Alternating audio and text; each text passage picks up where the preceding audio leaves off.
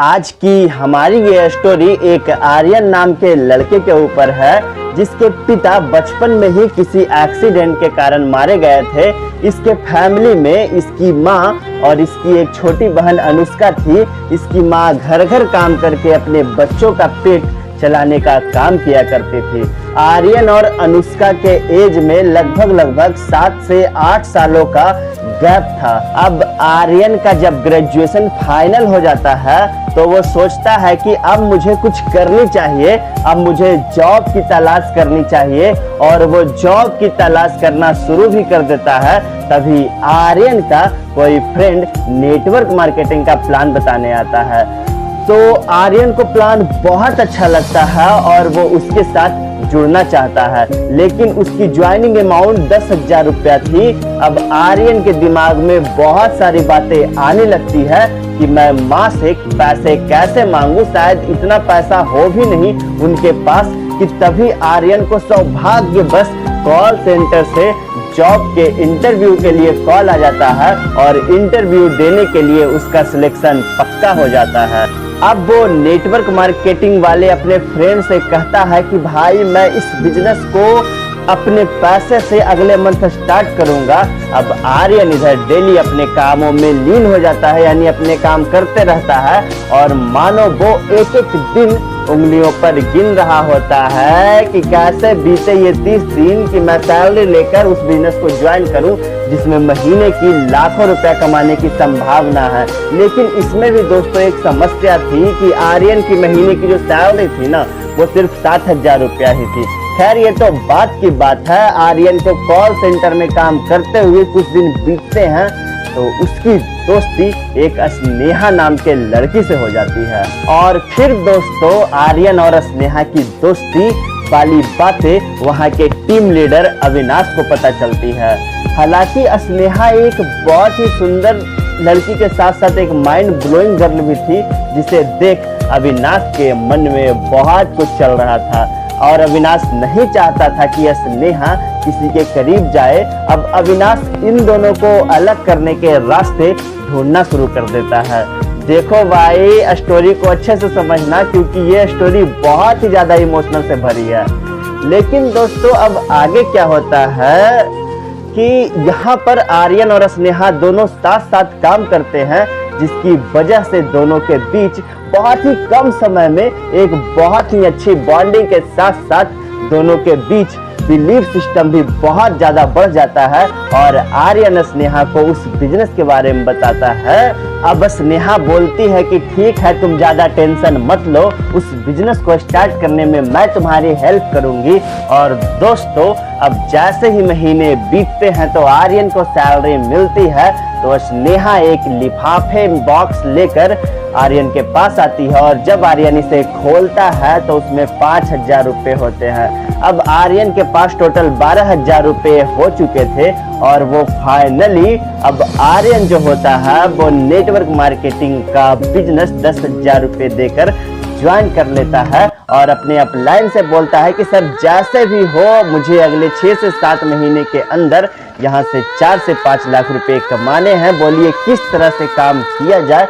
दोस्तों मैं यहाँ पर आपकी जानकारी के लिए बता दूं कि आर्यन की माँ एक बहुत बड़ी बीमारी से गुजर रही थी, जो कि सिर्फ आर्यन को ही पता था और किसी को भी नहीं, और यहाँ तक कि आर्यन की माँ को भी नहीं, क्योंकि डॉक्टर्स पहले ही बोल चुके थे कि अपने माँ के माइंड पर ज्यादा जोर नहीं देना आप। इसलिए आर्यन अपनी माँ को भी इस बीमारी के बारे में कुछ नहीं बताया था। लेकिन दोस्तों ऑपरेशन के लिए डॉक्टर्स ने लगभग 8 से 10 महीने का टाइम दिए थे और वो बीच बीच में अपनी माँ को लेकर उस हॉस्पिटल में जाया करता था डॉक्टर से मिलने के लिए। अब दोस्तों आर्यन नेटवर्क मार्केटिंग शुरू करते ही अपने कामों में जोर शोर से लगने ही वाला था कि तभी उसके मन में एक ख्याल आता है कि क्यों ना सबसे पहले इस प्लान को कॉल सेंटर वाले लोगों को ही बताया जाए। तो आर्यन वहां के कलीग्स के साथ साथ वहां के काम करने वाले लोगों को बताना शुरू कर देता है कि तभी ये बातें वहां के टीम लीडर अविनाश को पता चल जाता है। अब अविनाश बिल्कुल ऐसे ही मौके की तलाश में था कि आर्यन यहाँ कोई गलती करे और उसे यहाँ से निकाला जाए, क्योंकि दोस्तों अविनाश की नजर स्नेहा पर थी। अब अविनाश को कोई बता दिया कि आर्यन कोई फंसने फंसाने वाले, जुड़ने जुड़ाने वाले और क्या कहता है उसे वो टोपी पहनाने वाले काम स्टार्ट कर दिया है और यहाँ कॉल सेंटर वाले लोगों को फंसा रहा है। अब अविनाश को ऐसे ही मौके की तलाश था क्योंकि वो नहीं चाहता था कि आर्यन और स्नेहा दोनों की दोस्ती एक साथ रहे। अब अविनाश जो था वहाँ के टीम लीडर, वो करता क्या है कि वो लोगों के सामने आर्यन को भारी बेइज्जती कर वहां से निकाल देता है और जब आर्यन वहां से निकल रहा होता है तो स्नेहा वहीं पर थी। अब अविनाश ने स्नेहा को भी नेटवर्क मार्केटिंग और आर्यन के प्रति निगेटिव करना शुरू कर देता है, लेकिन फिर भी दोस्तों उस वक्त तक स्नेहा और आर्यन दोनों के दिलों में एक दूसरे के प्रति चाहत पैदा हो गई थी। वो दोनों एक दूसरे को चाहने लगे थे। अब स्नेहा इन सारी बातों को इतनी आसानी से नहीं मानना चाहती थी, लेकिन फिर भी अविनाश की बातें स्नेहा के मन में निगेटिविटी पैदा कर दी थी।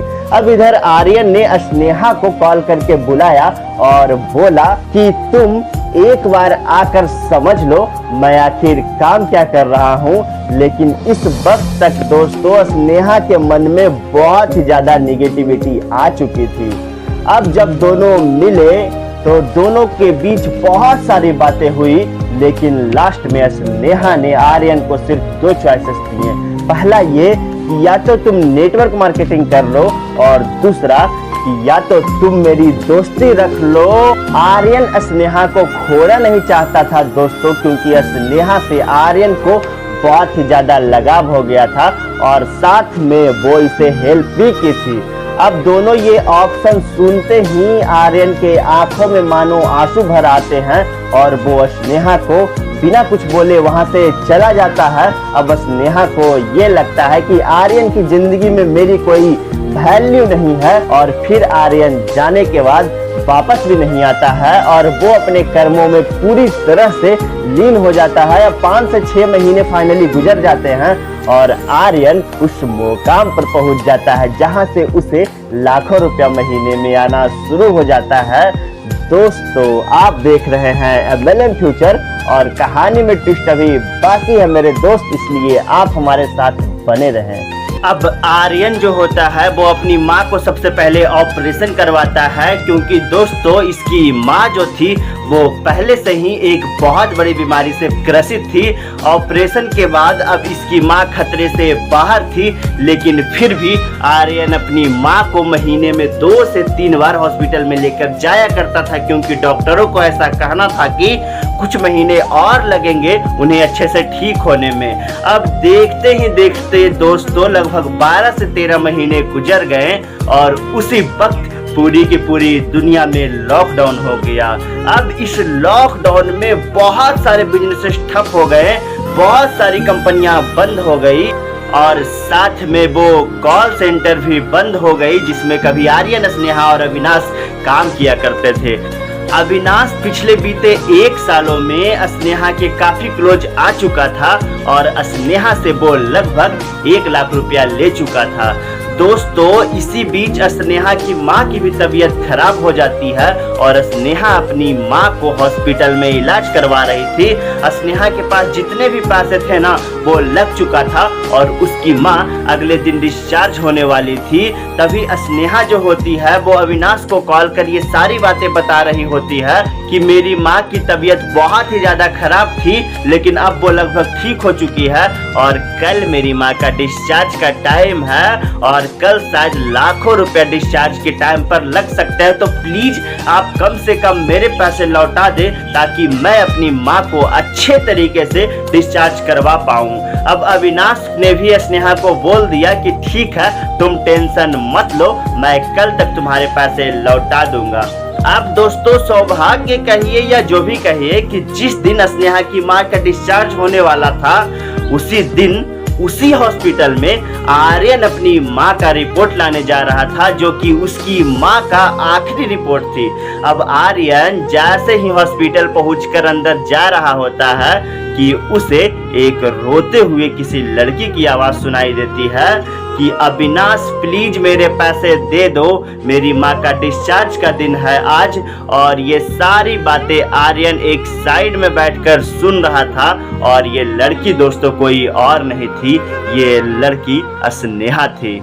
अब आर्यन का तो बहुत मन किया कि स्नेहा के पास जाऊं, लेकिन वो वहां नहीं जाता है और इतना में ही अविनाश की तरफ से कॉल कट हो जाता है और स्नेहा वहीं बैठकर बिलख बिलख कर रोना शुरू कर देती है। अब आर्यन अपनी माँ का रिपोर्ट लाने काउंटर के पास जाता है और रिपोर्ट लेने के बाद उसने स्नेहा के बदले 1,21,000 रुपया पे करता है और एक कोई कागज का लिफाफा उसी काउंटर मैन को दे देता है और बोलता है कि जब इस पेशेंट के गार्जियन इन्हें लेकर जाने लगे तो आप डिस्चार्ज बिल के साथ साथ ये लिफाफा भी उन्हें दे देना।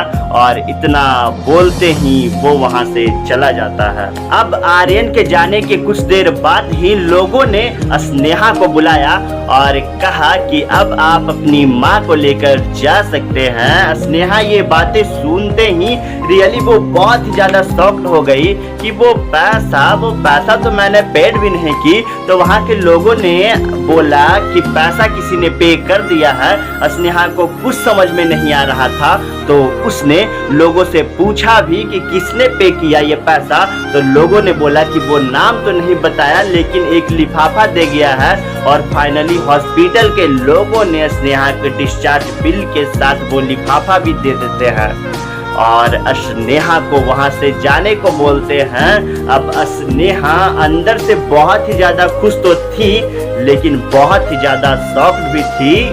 अब जो स्नेहा होती है वो अपनी माँ को लेकर जैसे ही हॉस्पिटल से निकल रही होती है तो उसने सोचा कि क्यों ना मैं इस लिफाफे को खोलकर देखूं।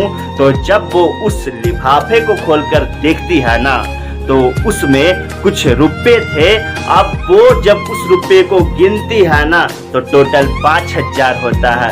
पहले तो स्नेहा को कुछ समझ में नहीं आता है लेकिन फिर धीरे धीरे उसे सब कुछ याद आने लगता है कि आज से ठीक 1 साल पहले ऐसा ही लिफाफा और उसमें 5,000 रुपए हमने किसी को दिए थे। अब स्नेहा को ये बातें समझ में आ जाती है कि ये पैसा जिस इंसान ने पे किया है वो कोई और नहीं बल्कि आर्यन ही होगा।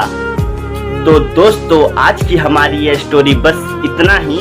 और बाकी दोस्तों आपको कैसी लगी ये स्टोरी हमें कमेंट बॉक्स में ज़रूर बताएं। और दोस्तों अगर आप हमारे चैनल पर फर्स्ट टाइम आए हैं तो इसे सब्सक्राइब करना बिल्कुल भी ना भूलें। और दोस्तों आप लोग इस वीडियो को जितना हो सके भाई जितना हो सके उतना ज़्यादा शेयर करिए क्योंकि आज के टाइम पे कई ऐसे लोग हैं जो कि अविनाश की तरह हैं। कई ऐसे लोग भी हैं जो कि आज के टाइम पे आर्यन की तरह हैं और कई ऐसे लोग भी हैं जो कि आज के टाइम पे स्नेहा की तरह हैं। तो दोस्तों इस वीडियो को शेयर करना ना भूलें ताकि वक्त से पहले उन लोगों को ये सारी चीजें समझ में आ सके और किसी के साथ ऐसा बिहेव ना करे। तो दोस्तों अब हम दीपक ओबरॉय आप लोगों से अलविदा लेते हैं। और दोस्तों कर दिखाओ कुछ ऐसा कि दुनिया करना चाहे आपके जैसा। मिलते हैं दोस्तों अगली वीडियो में एक बहुत ही अच्छी स्टोरी के साथ। तब तक के लिए टाटा बाय बाय दोस्त।